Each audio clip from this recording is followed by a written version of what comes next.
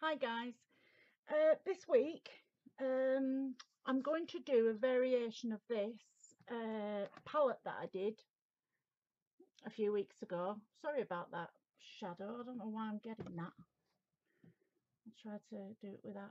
Anyway, a variation on this because I was asked by a lot of people to do a start to finish project on how I did this. Now it's a big project, so I couldn't really do a start to finish on that.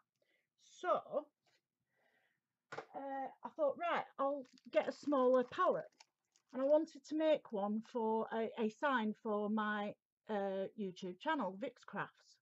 So I got some Scrabble letters to spell out Vick's Crafts, and because of the shape of this and this hole, this isn't suitable. So I'm going to use a plaque. It's the same size, but because it's full, I can use this. So I'm going to do exactly what I've done, or very similar techniques, the same techniques as all the painting and everything, and this texture work. I'm going to do all that, but on a very small scale. Okay, so it's about a third, maybe a quarter of the size of the palette. So it's going to be a long video, so, and I've just had an operation 2 days ago, so I'm not with it really, so I'm just going to do, if you can just bear with me, and I'll do the best I can to give you a start to finish tutorial on this. So as I stated on that video, I used this cutout as it is and as a stencil, so I'm going to show you how to do that, and we're also going to be doing the painting technique, so I'm going to get started on that. So let's get this lot out of the way, and let me get my water and my brush ready. Right, so first of all I went in with a white gesso. Now we use white gesso as a primer. It's an undercoat, if you will. I'm not going to do the back because I'm going to cover that with paper after I finish the project, so we're not even that's not even important today. That's not even a factor. We're just doing the front. We're not interested in the back or the sides. We're just doing the front. I'm just giving you the idea. All the Wild Orchid Crafts products I use, I am not going to go through them as I'm doing them. I'll put them all in the deets below. So all the codes and everything that I use and all the product that I use from Wild Orchid Crafts will be in the detail box below, and you can pick out what you want out of that.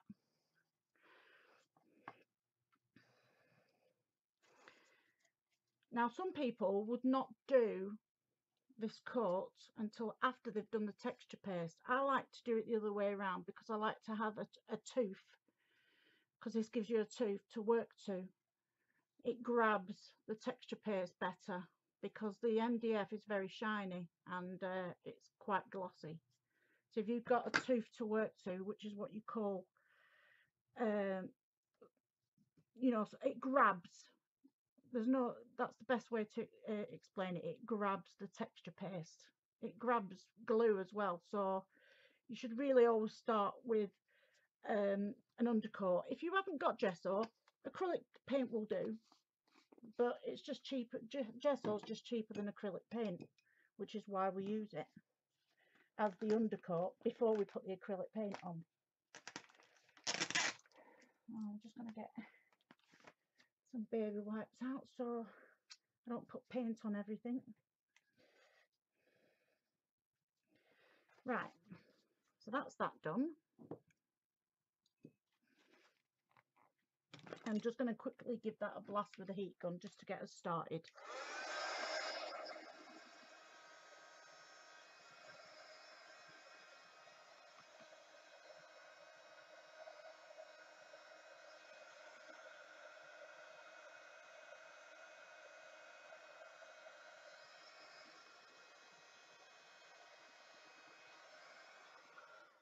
That's that dry enough.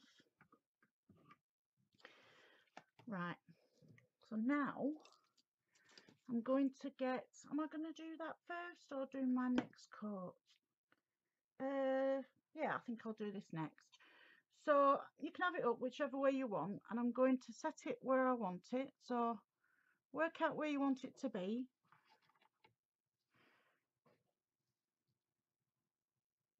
So I'm going to set it out there. You don't need to pin it down or anything. If you want to, you can do. There's no rules. It's just quicker to do it like this. But if you're not as confident, you can put some tape down or something. But as long as it's you know, a quick release tape, like something like Scotch tape or something like that, you know, like not a permanent tape, because you might drag off the paint when you take it back off. So I'm literally using the cutout as a stencil, and as you can see on my palette, on my altered palette, it works really well. I also like the effect that I got with the heat gun on this, because it actually puffed it up, and when it puffed it up, I then put my finger in it when it was cooled to get it to look like stone, as you know, like bumpy. So I'm going to do that technique now because a lot of people liked that look, so I'm going to do that today so you can see how I did it. And it looks really cool. So this doesn't have to be perfect, so I'm happy with that. I'm going to take this straight off. Now all you do with this is you just pull off the excess. Oops, just pull off the excess. Do not wet it, because it is, at the end of the day, chipboard, so it will warp and it'll rip. So that is fine. If you're going to use it on an altered project, that's fine to leave it as it is. So I'm going to leave that.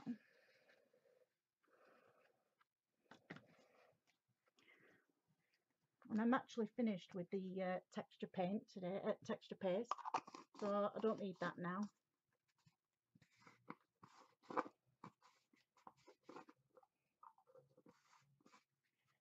Right, so what I'm going to do is I'm just going to, yeah, I'm happy with that.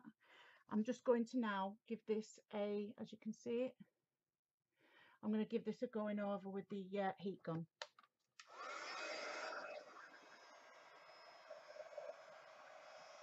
If you want, you can watch it puff up as well. Hang on, that's it. Trying to work out which way I was going then.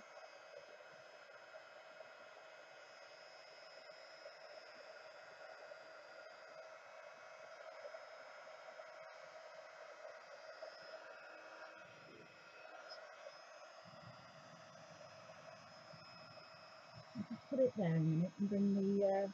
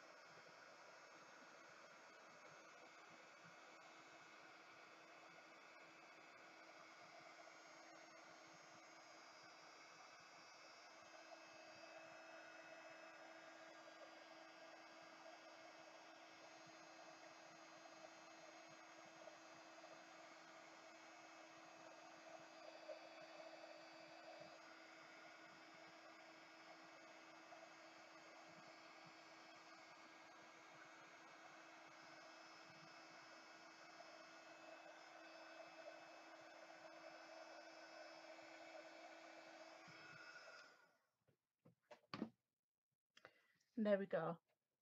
So as you can see, it's puffed up. Yeah. Right, so I'm just going to prod it in a couple of places with my finger to give it that bumpy texture.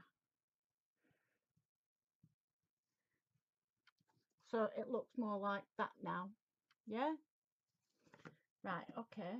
So now I'm just going to take this out the way a minute. I know we're getting a shadow from that camera, but there's nothing else I can do because I'm losing the light here. Yeah, that's the best I can do it really. So let's come back out a bit. There we go. Right, so now I'm going to go over with, where's my paintbrush gone? With some Pantry White acrylic paint. So this is the acrylic paint that I'm using. It's an off-white. You can use whatever colour you want. I'm just using this because this is what I've got. So we're going right over all of this. Oh, I'll tell you what I forgot to do. I wanted to put a bit of drywall tape on. So I'm going to do that as well while I'm here.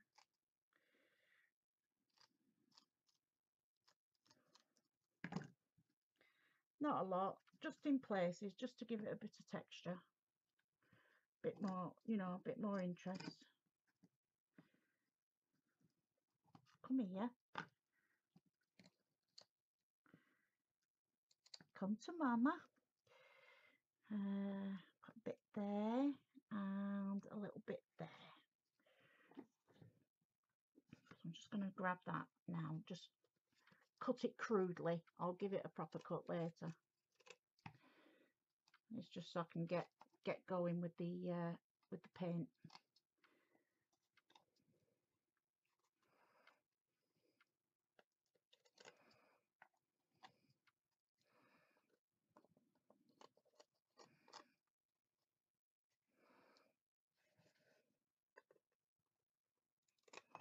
That's it.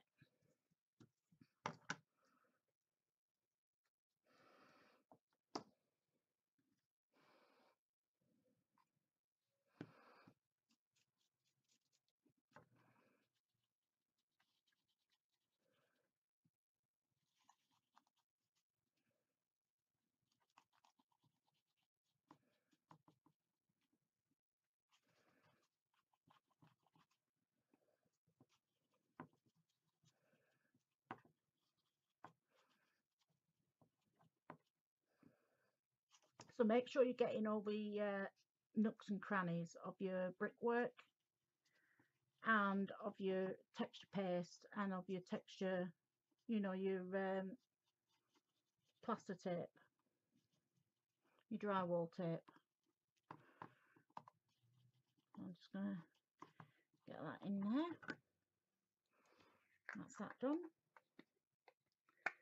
And straight away I'm going to go in with my other paint. Where is it now? What have I done with that?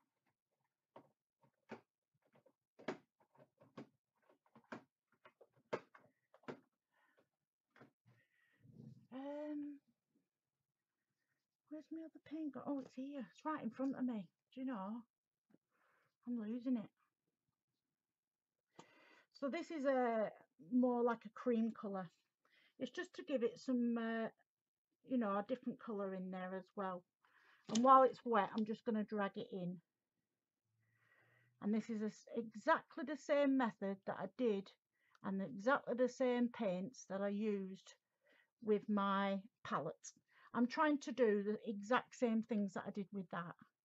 So you can just, all the differences between the two is that's a different shape, it's bigger, and I put a clock on it. Other than that, these are all the same things that I did that day with that as I'm doing now. I have to get some more of that.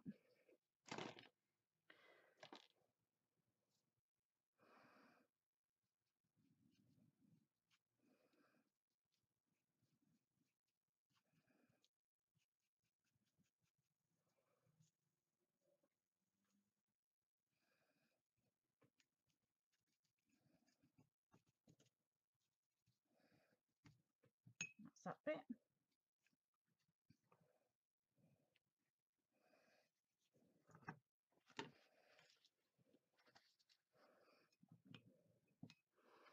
That's actually it for painting. Now I'm going to go in with this the pearl acrylic paint. It's just a pearl, you know, just a plain pearl paint. So you can use what could you use instead? You could use mica. You can use your perfect pearls. So you can use anything like that. That'll give you the same effect. If you mix your, I'm only putting a little bit on here, exactly the same as I did. Can you see how beautiful that looks already? Hang on a second. There you go. So you're highlighting parts of it, not all of it. In fact, that's not it for painting. Silly me, I've got to paint all my flowers when I put them on. So some people wouldn't do that. They'd put the flowers on first. I like to have a base so that when I put my flowers on, there's a reason, method to my madness. When I put my flowers on now, that's paint underneath. When I go over with the gesso onto my flowers to, you know, tone it all down and make it mixed media, to get that shabby chic look, you go over all your flowers and everything with either a white or a cream, whatever you want, to give it that shabby chic look. Now, a lot of people put everything down on all their flowers, and that's all well and good, but and then they go over with their paints, but I don't like that method. I prefer to do this, then go in with my flowers, and then go in with my top coat of paint, because then if there is any underneath the flowers, you're not going to see wood or MDF, because I've already put this base coat on. So you're not going to miss anything.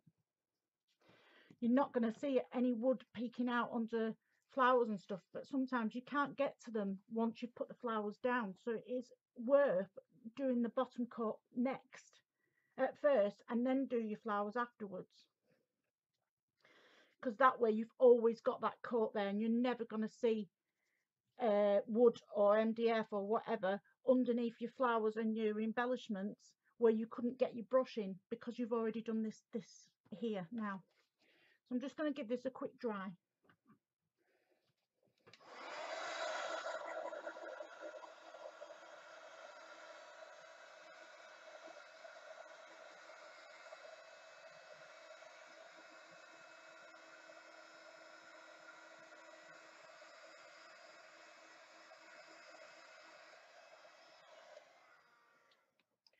Right, I'm going to put this to one side just a second.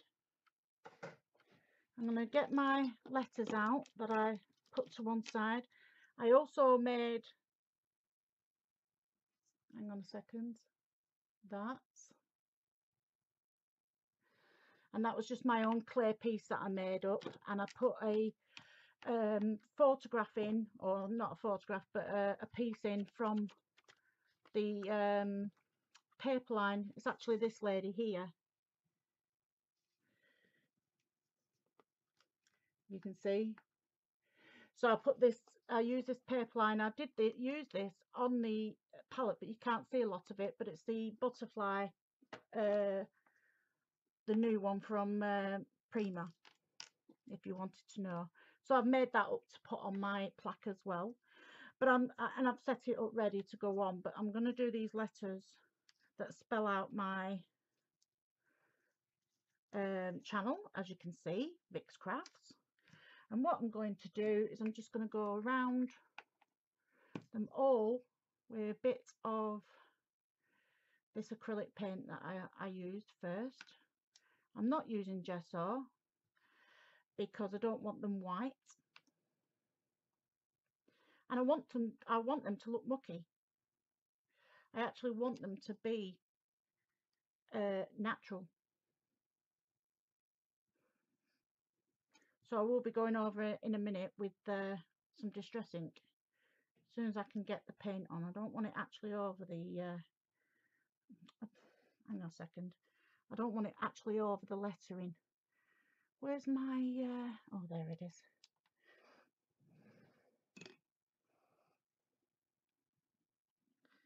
Always have a Q-tip you know, a cotton bud around.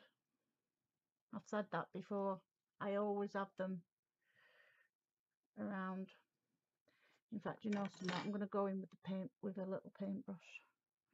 Might be a bit quicker.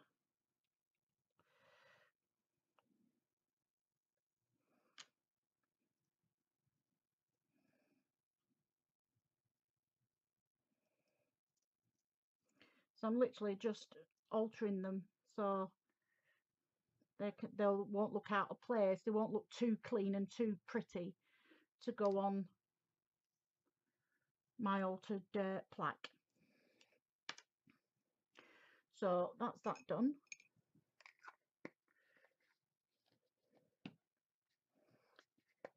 And I'm just going to give them a quick blast.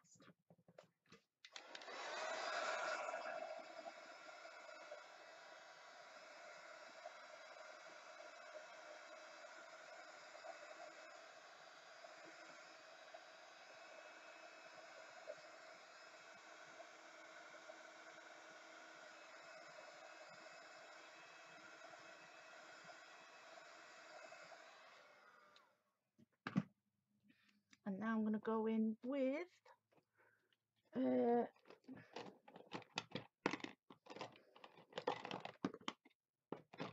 my vintage photo distressing.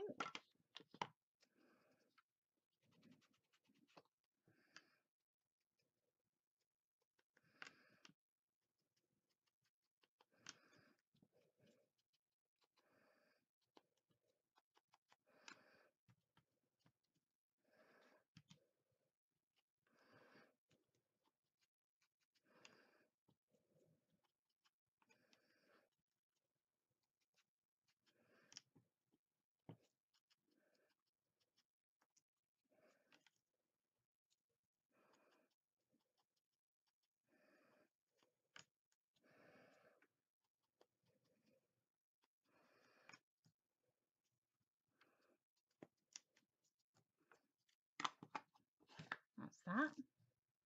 Give that a quick blast.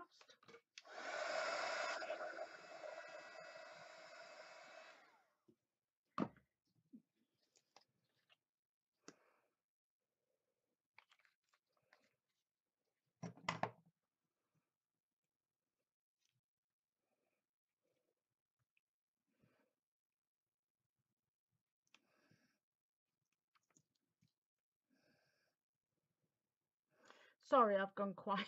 Gone quiet. I do when I'm trying to get something done. Hang on a second. Especially when I start painting and dabbing, and in the end of the day, this is finger painting. You know, there's no right or wrong to altering and mixed media. The whole thing is to have fun, and if you like the end result, that's all that matters. If you like what you've done, that's all that matters to you. And the thing is to have fun. That's what it's all about, isn't it? Having fun, enjoying yourself. I love teaching. I love to teach people what I know, and I love finding out how to do things the quickest way, and then sharing that information that I've got, that I've gained from that. And that's why I like being on this design team, because I literally get to share all my ideas with some great products, you know. Can't be bad, eh? So right, I'm going to just dry these off.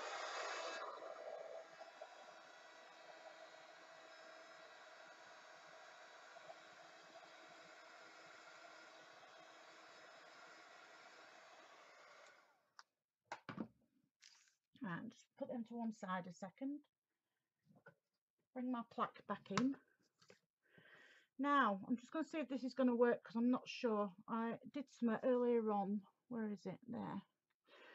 And you can buy this kind of stuff, but it's expensive. So what I did is I used some hessian or burlap from my American friends, and I just did a running stitch and, well, not a running stitch, just a normal stitch, and stitched some of the Wild Orchid Craft lace onto, natural lace. Yeah, I think I will use this actually, so I'm going to cut it there. Where's my scissors? I'm going to cut it there. I'm going to cut it there because I want this to look rustic. I don't want it to look too pretty, which is why I've not put any pearls on or any pearl trim or anything like that, because that's very elegant and I want this to look rustic. So, and usually I do elegant well, but I want to do rustic, so I'm going to now put that along there. I'm going to use my bigger glue gun because the smaller one's alright for flowers, but it's not very good.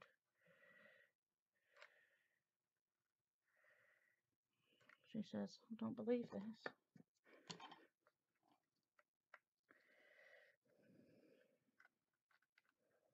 Come on today.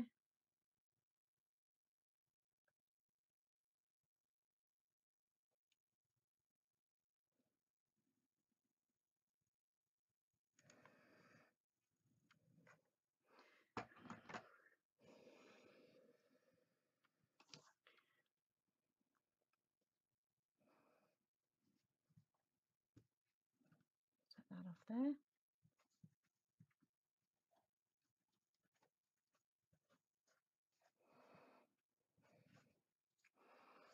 That's it. Let's just give that a trim there. And a trim there. So that's how that looks so far. Looking good. Right, and now I'm going to use this glue gun.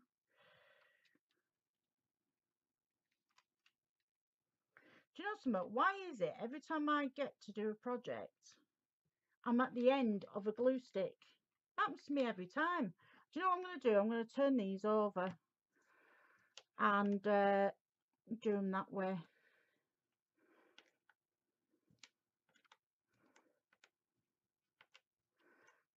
That way I can push the glue stick through at the same time.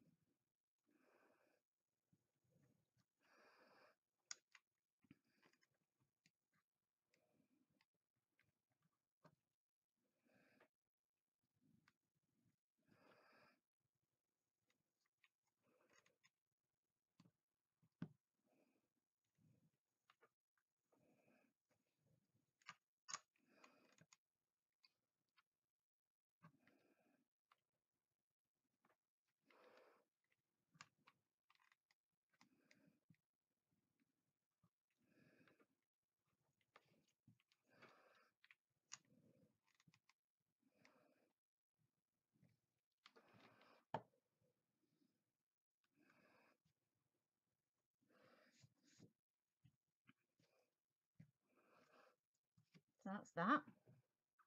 Actually not really keen on that, and now I can't get it off. I can't get that back off. I was going to put it further down, but it's alright. It's alright, it can stay there. Well, I ain't got much choice, so I can't get it back out. Oh, hiccup. That's it. Right, now, where am I going to put that? I think what I'll do now is get some flowers on. So, I'm using my favourites, the plum and aubergine, or my favourite colours, the plum and aubergine roses. I've got 25, 20 and 15 millimeters. So I'm going to be using a variation of all the three sizes. and usually I use the stems to coil round, but I'm not doing on this project because it's a very small project. Well, it's not very small, but it's smaller than the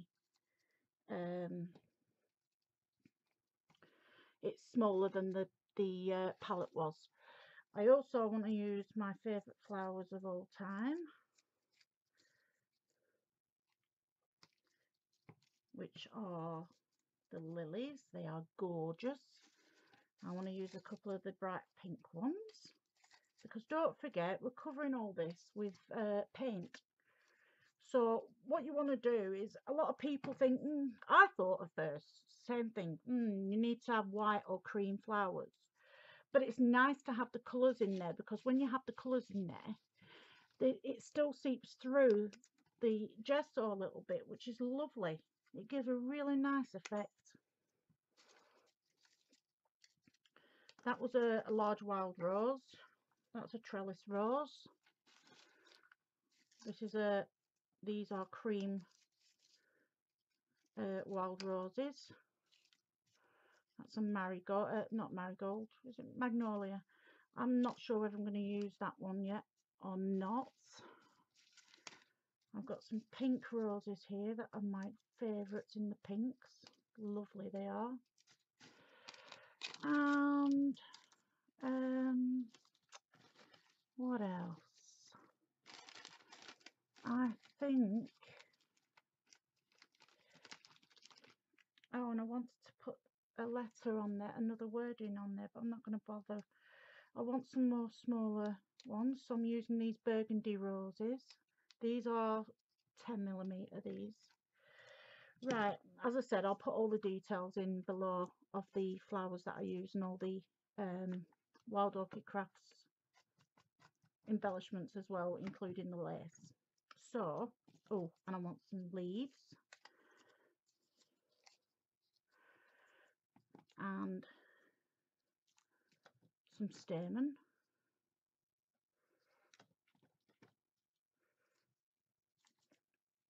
So I've got a bit of everything here.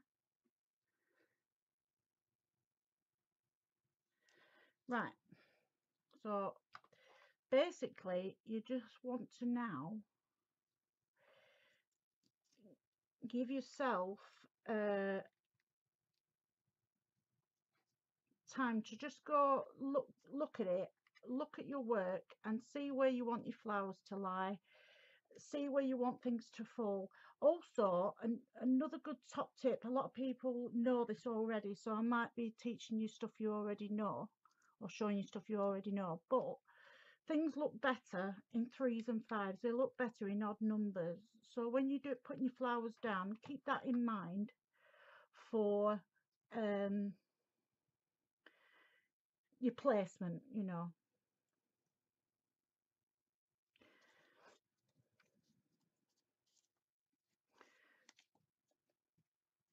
I'm actually not happy with that, so I'm going to take it back out because I'm not happy with how far it's coming out.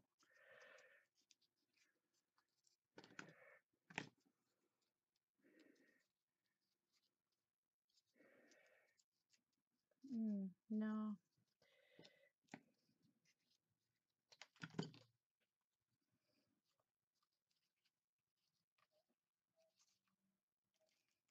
Yeah, that looks nice there.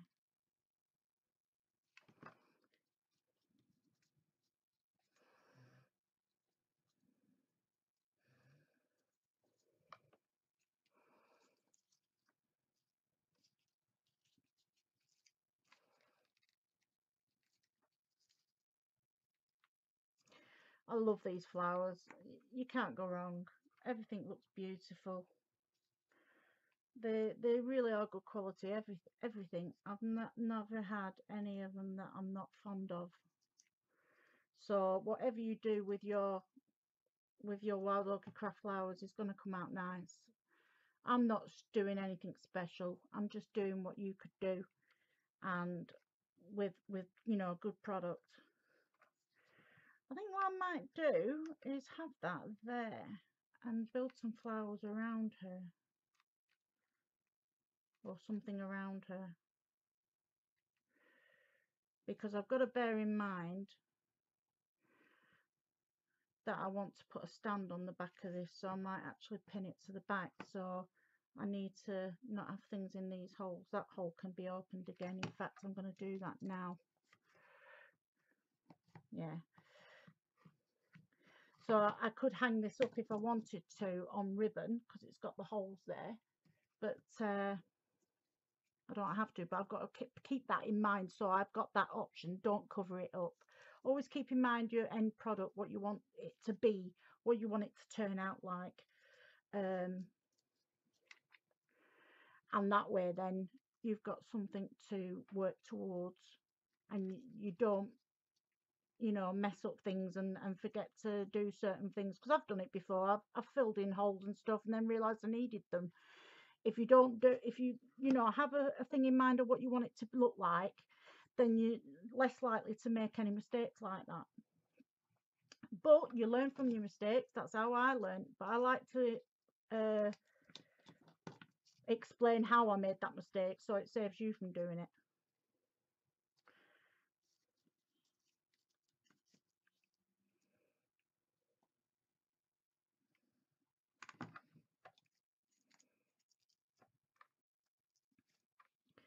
Don't forget that when you're putting them on, they don't have to look special, not special, the same colours, because you know, they don't have to blend in, the colours, shall I say, because you're colouring them. You're going to paint them afterwards, aren't you? So you don't need. I don't want too much down this end, actually. I want it to be quite clear. But, oh, that looks nice there. Hang on a second.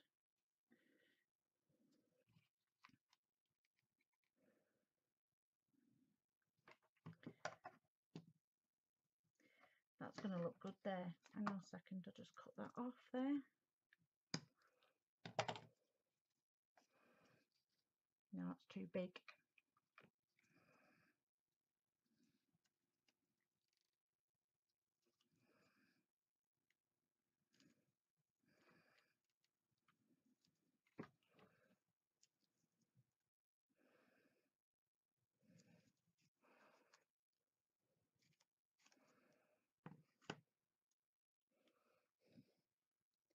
Mind my arm, sorry. I think, yeah, I think a couple more of them and that there. Yeah, that's it. Right, so nearly finished.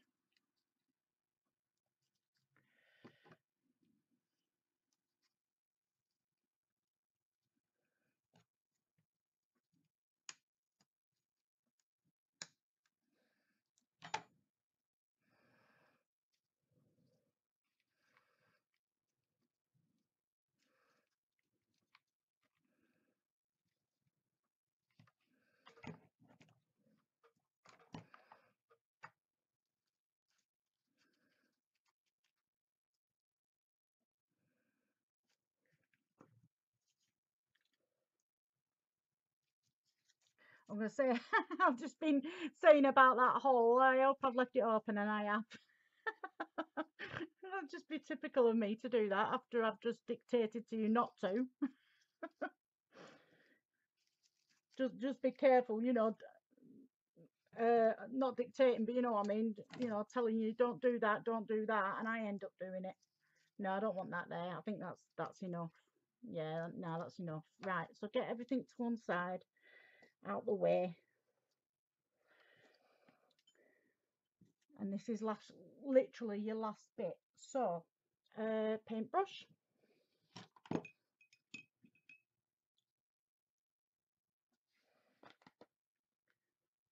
Actually, I don't need a big paintbrush like that. I need something smaller. Yeah, that'll do. Just wet it. I'm not going to go in with yeah, I'm going to go in with my gesso. So I think it's better to put some on you on the side there, so you don't have to keep going into the pot. And you're literally just coating it all. You don't, I mean, some people want to you know, go over the whole thing, you know, really white coat it. hang on a second, that's coming away. So that you can't see what I'm talking about. You can't see that colour then coming through, and you can do it like that. I don't like that effect. I prefer it where I can see the colour coming through, bleeding through the gesso. So you're still coating it all, obviously. You're still coating the whole thing with gesso, but you can see the colour. So you can differentiate between the colours of the roses and the other flowers and leaves. You can tell that they're not all white or cream or pink.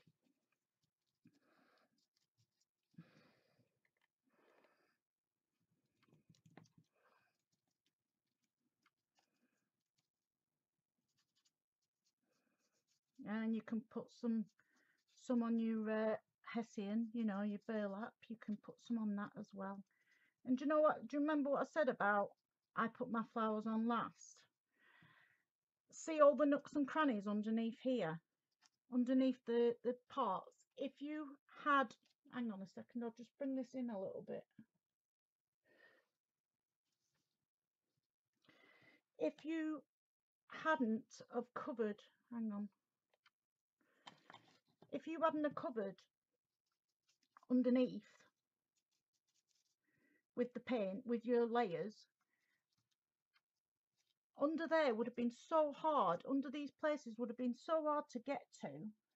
And then you might be able to, you've done all this work and it's beautiful, and then you might see bits underneath the, like, you know, the MDF and the, or wood or whatever you've used underneath, and it spoils the project. And you've worked hard and made it really beautiful, and then that last bit spoils it. And that's why I said about putting all your coating down first with your paints and everything, and then your flowers are the last thing to go on, and your embellishments. Because that way then you've got that bottom coat on, and all your hard work and love and care that you put into your projects isn't for nothing, because it's not been ruined by being able to see underneath. And like I said, you don't have to coat everything with thick layers of paint. I'm quite happy now with what I've got. That looks lovely. I'm very happy with that. Except for, I just want to get that off there so I can see that tea properly. That's it. Yeah, I think that's it.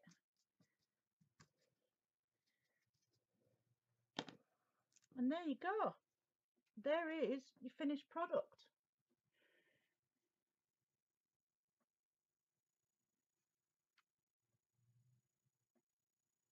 I hope you like it, and I hope you all have a go as well. It's not hard to do. So I'll see you back here again next week, and have a lovely week, guys. Bye for now.